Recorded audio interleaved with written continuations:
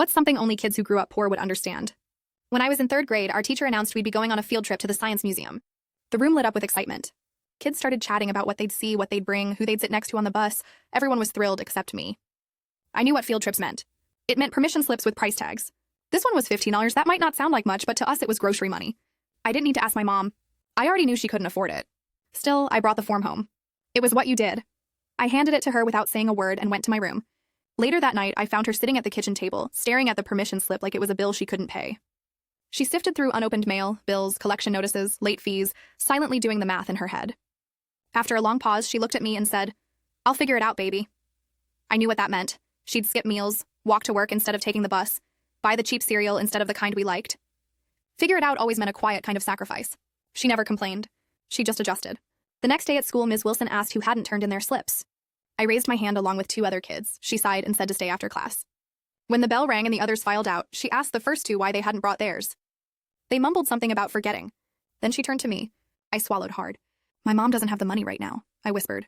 Her expression softened instantly. The teacher mask came off, and for a second she just looked like someone who understood. She didn't say much, just nodded and thanked me for being honest. Then she walked the other two kids to the hallway. When she returned, she handed me a sealed envelope. "Give this to your mom," she said gently. That night, my mom opened it at the kitchen table. Inside was a simple note. "Congratulations. Your child has won a spot on our field trip through a random classroom drawing. No payment is needed. We're so excited to have them join us." There was no drawing. My mom knew it. I knew it. She stared at the note for a while, then folded it carefully, almost like it was something sacred. She didn't say anything, just wiped her eyes and wrote a thank you note. I tucked it into my backpack the next morning. I went on the trip, rode the bus, ate lunch with my friends, walked through exhibits, and watched a science show, and laughed. Pretended not to know what that envelope had really been. Years later, after I became a teacher myself, I found out the full story. Ms. Wilson had been covering field trip costs out of her own pocket for years. Dozens of random winners. Always one or two each trip. Never announced, never acknowledged. Not even the principal knew.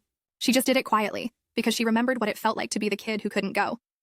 Now I keep an envelope in my desk labeled Field Trip Fund. It's just a few bills at a time. Sometimes I slip in a 20, sometimes a little more when I can. I don't advertise it, but it's there. Ready to make sure one of my kids never has to raise their hand when the class is buzzing with excitement and say, "I forgot." When what they really mean is, we can't. Because if you grew up poor, the hardest part isn't missing the trip. It's having to explain why.